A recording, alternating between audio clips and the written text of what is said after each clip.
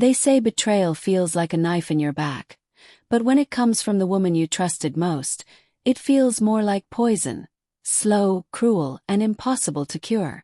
The day she laughed in my face after stealing my husband, I thought I had lost everything. What she didn't know was that I was just getting started. The perfect illusion.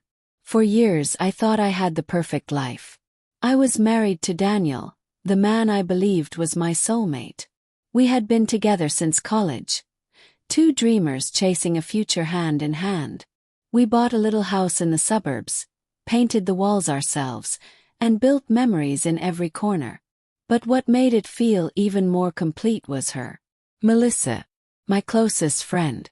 The woman I called my sister, though we weren't related by blood. She was at our wedding, standing right beside me as my maid of honor. She was there when I cried about losing my first job, when I celebrated landing a new one, when I whispered my fears about not being enough. She always said, "You're my family. I'll always protect you." And I believed her. The cracks I ignored. Looking back, I should have noticed the signs. Melissa's laugh lingered a little too long when Daniel told his lame jokes. Her hugs lasted a little too much when she said goodbye. And Daniel, he brushed it off, said I was imagining things, that I was too sensitive. I wanted to trust him. I wanted to trust her. So I swallowed my doubts, silenced the unease twisting in my stomach, and convinced myself that I was paranoid. But deep down a voice whispered, "Something isn't right." The night of the storm. The truth came crashing down one stormy night. I had been working late and decided to surprise Daniel with takeout from his favorite restaurant. I wanted to do something sweet, something that reminded us of the love we once had. But when I walked through the door, I froze. The house was dark except for the dim light from our bedroom. And from inside I heard it, laughter. Her laughter. Melissa's. I pushed open the door, my heart pounding in my ears. And there they were. Daniel and Melissa tangled in our sheets, their bodies betraying every promise they had ever made to me. Melissa didn't look guilty. She didn't even look shocked. She just smirked, her lips curling in cruel satisfaction, and said words I'll never forget. "Well, I guess you finally figured it out. He was never really yours." Then she laughed. Right in my face. The shattering silence. My knees went weak. The takeout slipped from my hands, spilling across the floor. The smell of food mixed with the stench of betrayal, and I could barely breathe.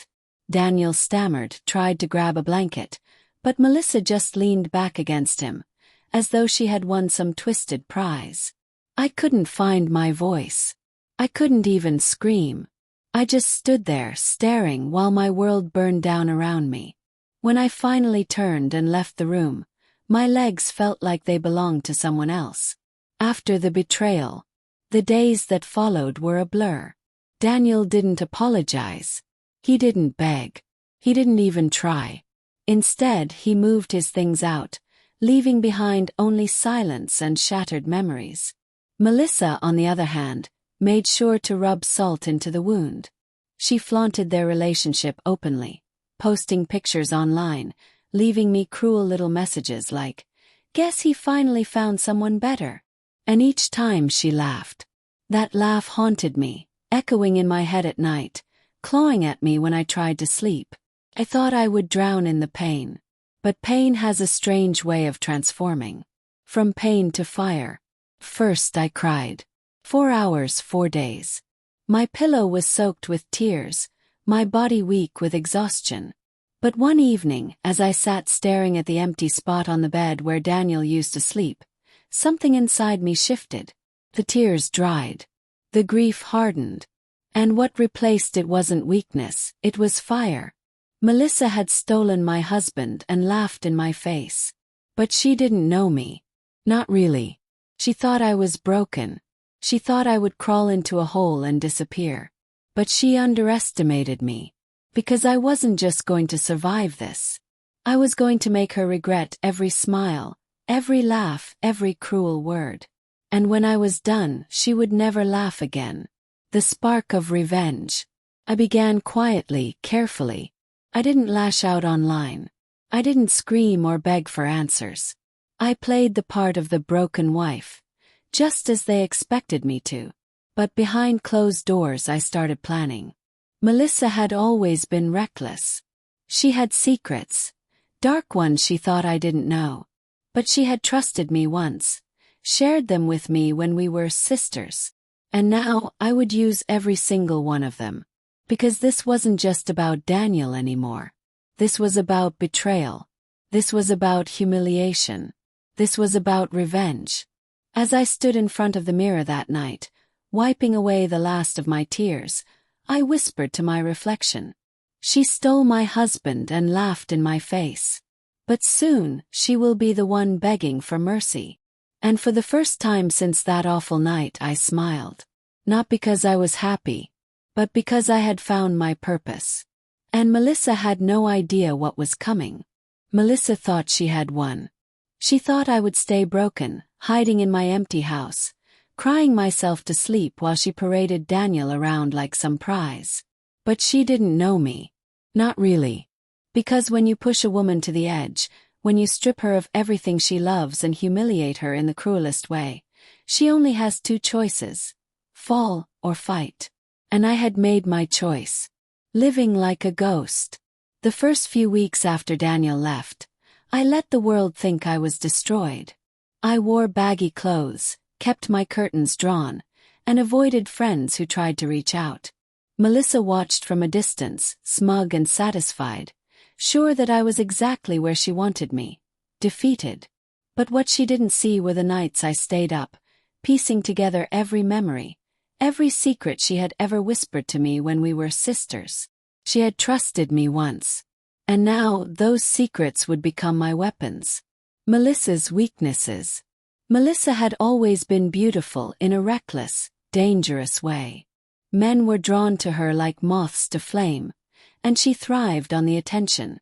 But beneath the glossy surface, she was messy, careless with money, careless with people, careless with her own lies.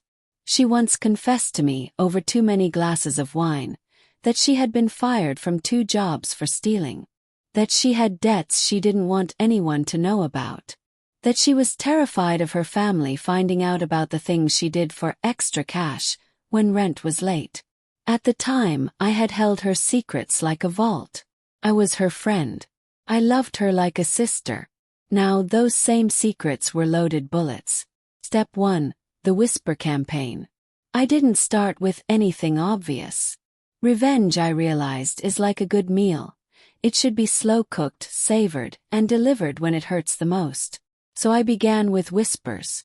A message here, a subtle nudge there. A rumor planted with a former coworker who still hated her. A carefully crafted email sent anonymously to a manager at her new job. Melissa didn't know where it was coming from, but soon she began showing up late, snapping at people, paranoid that everyone was watching her. And I was just getting started. Step 2. Cracks in the perfect couple. Daniel had always been proud of appearances. He wanted to look like the successful man with the perfect woman on his arm. That's why Melissa flaunted their relationship so publicly, because she knew it made him feel powerful. So I decided to target that illusion.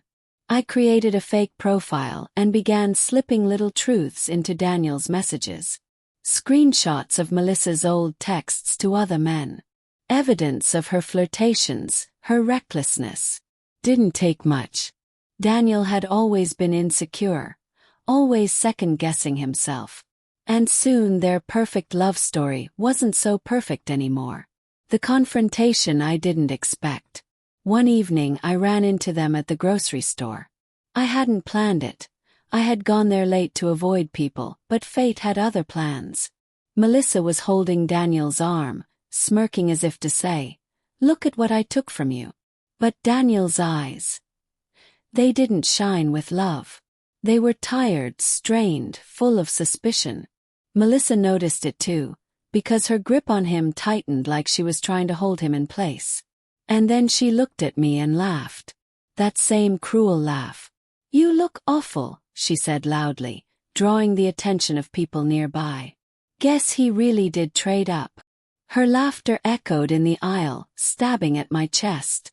But this time instead of crying I smiled. Small knowing smile. Because she thought she was winning. And that was the sweetest part, letting her believe it. Step 3. The seed of fear. Melissa's biggest weakness wasn't Daniel. It wasn't even money. It was fear.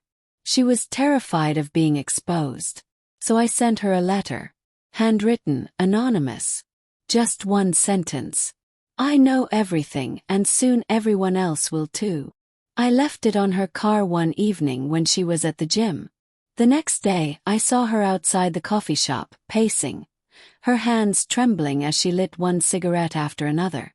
Daniel asked her what was wrong, but she snapped at him, screamed even, until people turned to stare. The cracks were spreading wider. My secret transformation. While Melissa unraveled, I was rebuilding. I started taking better care of myself. Eating healthier. Running in the mornings. Slowly my body grew stronger, my mind sharper. I didn't want Daniel back. That part of my life was over. But I wanted Melissa to see that the woman she thought she had destroyed was rising again. And every time she saw me, at the market on the street, she couldn't hide her shock. She was supposed to have erased me. Instead I was haunting her. The day Daniel came back. It was almost laughable, really. One evening, just as the sun was setting, there was a knock at my door. When I opened it, Daniel stood there, looking worn and regretful. I made a mistake, he said. His voice cracked like he had rehearsed the words 100 times. She's not who I thought she was. I shouldn't have left you. For a moment I just stared at him. The man who had betrayed me. The man who had shattered my trust. And then I laughed. Not cruelly. Not mockingly. Just softly because the irony was too rich. Daniel, I said, my voice calm, steady, stronger than it had ever been. You don't get to come back. Not now. Not ever. The look on his face was priceless. But even more priceless was what happened next. Because as Daniel left, defeated, Melissa was watching from her car parked across the street. And for the first time she wasn't laughing. That night I wrote her another note. This one simple, direct, and designed to cut deeper than any knife. You laughed in my face. But soon you'll be the one crying. I slipped it under her front door and walked away, my heart steady, my purpose burning brighter than ever. 'Cause part 1 of my plan was complete. Now it was time to make her lose everything. People think revenge is about rage. Loud, violent, impulsive. But true revenge is quiet. It's patient. It waits until the moment your enemy feels safest, then pulls the ground from under their feet. Melissa thought she was untouchable.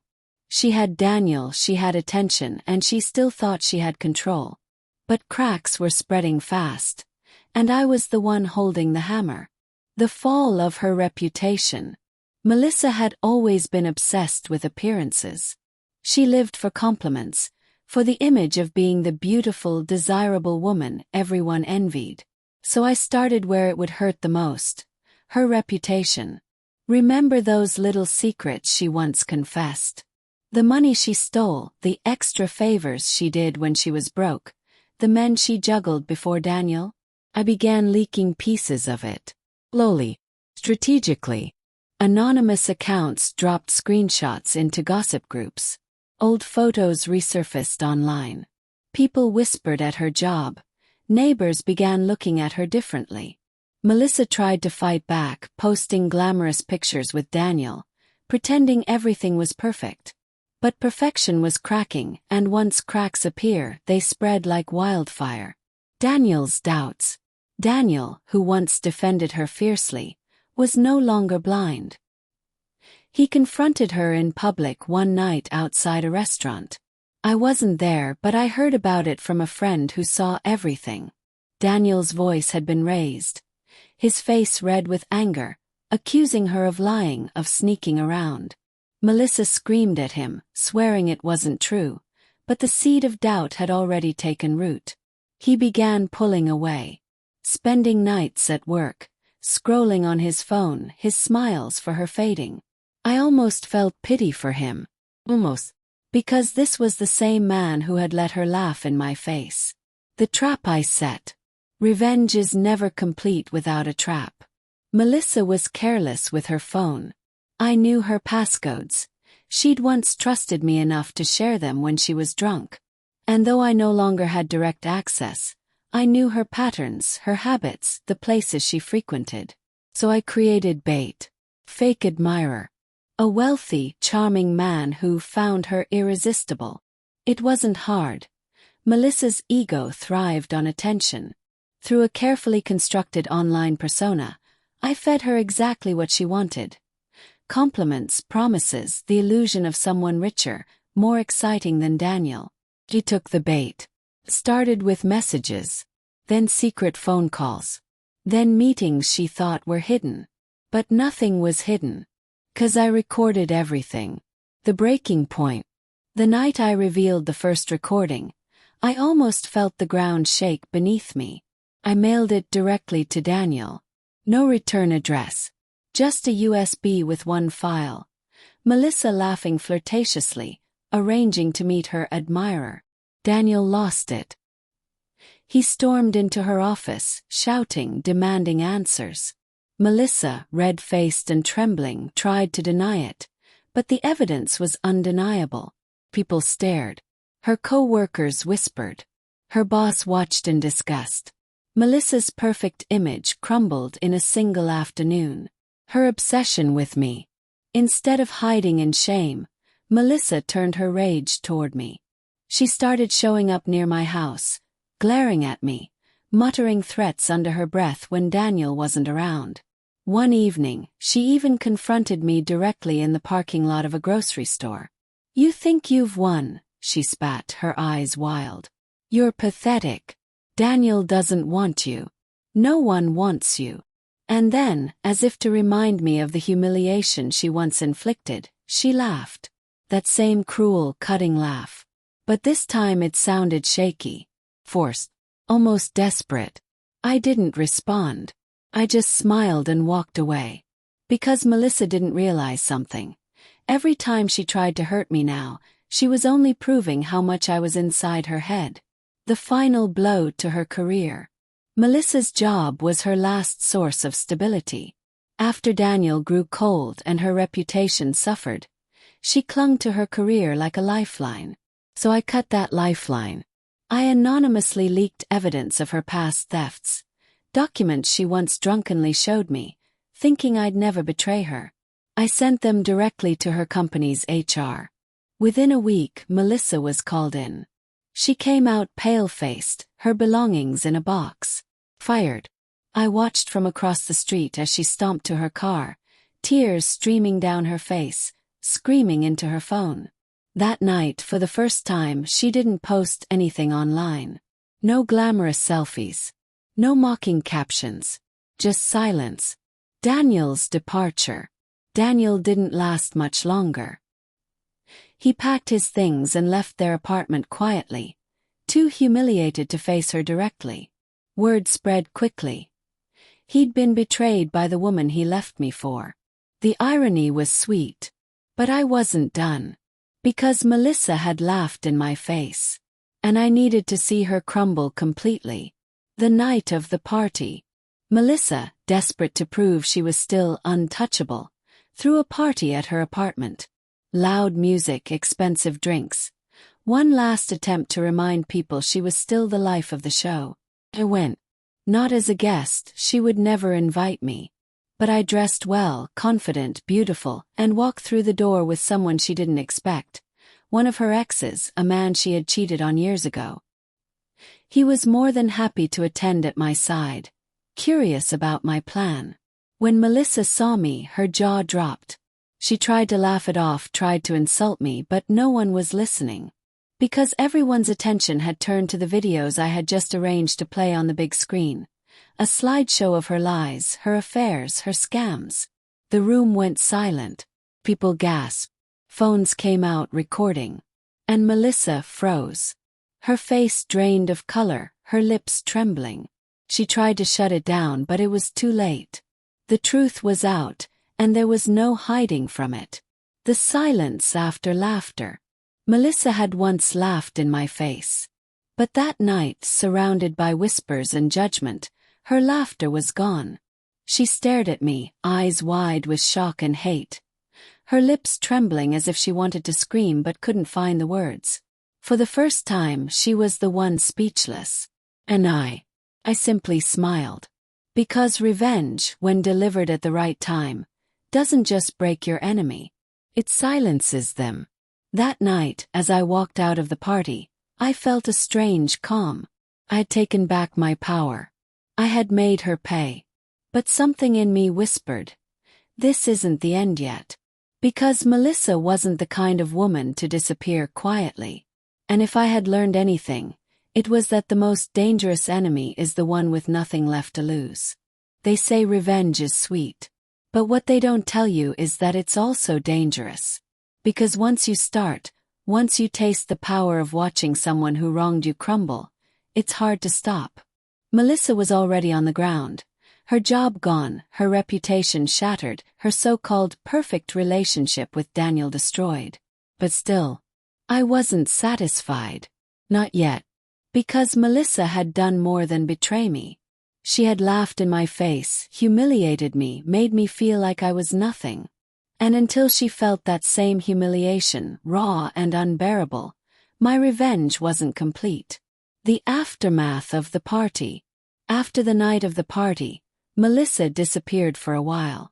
No posts, no appearances, nothing. Some people said she'd left town. Others whispered she was hiding out in her apartment, drinking herself into oblivion. But I knew her too well. Melissa wasn't the type to disappear quietly. She would try to fight back. And I needed to be ready when she did. The return. Sure enough, she resurfaced a few weeks later. She came to my house. Not sneaking this time, no. She marched right up to my door and banged on it until I opened. Her eyes were wild, bloodshot, her hair unkempt, her voice shaking with rage. You think you've won, she screamed. You think this is over. I'll ruin you. I'll take everything you have left. And then, just like the night I caught her with Daniel, she laughed. That same mocking laugh. But this time it sounded broken. Almost hysterical. I didn't flinch. I didn't argue. I just stood there, calm, steady, letting her burn with her own fury. Finally, I leaned forward and whispered, "You already lost." Her laughter died instantly. For the first time I saw fear in her eyes. The last card in my hand. I still had one final weapon, something I hadn't used yet. Melissa had once trusted me with her darkest secret. A crime she had committed years ago, something she had sworn me to silence over. She had stolen from someone powerful. Money that was never recovered. Back then I had promised never to tell a soul. But now, that promise was ash. I made one call. Anonymous. Precise. And within days, the authorities were at her door. Melissa's collapse. The news spread like fire. Melissa was under investigation. Her old thefts were uncovered, evidence pieced together from things I had carefully kept over the years. Witnesses came forward. Her lies were unraveling in public, not just whispers but headlines. She tried to fight it, of course. She screamed that she was being set up, that I was behind it all. But no one believed her anymore. She had lost all credibility. And I watched as the woman who once stood tall, laughing in my face, was dragged through the mud, her pride shredded, her arrogance crumbling. The confrontation in court. I didn't have to attend the hearings, but I did. The day I walked into that courtroom, Melissa's eyes found mine instantly. She looked hollow, exhausted, broken. She opened her mouth, maybe to insult me, maybe to beg, but no words came out. For once, Melissa was truly speechless. And in that silence I felt it, closure. Not because I had destroyed her, but because she finally understood what it felt like to be powerless. Daniel's pathetic apology. Daniel tried again, of course. After Melissa's downfall, he showed up at my door once more, looking like a ghost of the man I once loved. He begged this time, really begged. Said he realized how wrong he had been, that he wanted to start over. I looked at him for a long time, the weight of years pressing down on me. And then I shook my head. "No, Daniel," I said softly. "You made your choice. And so did I." And I closed the door on him forever, healing myself. For the first time in years I felt free. I redecorated the house, painting over the walls that held too many memories. I went back to school, pursuing dreams I had set aside for Daniel. I started laughing again. Real laughter, not the broken kind Melissa had once thrown at me. It wasn't easy. Healing never is. But slowly, piece by piece, I built a new life. And in that life there was no Melissa, no Daniel. Just me. Stronger. Wiser. Untouchable. The final encounter. Months later I saw Melissa one last time. She was sitting outside a small cafe, alone, her clothes worn, her makeup smudged, her once vibrant beauty faded.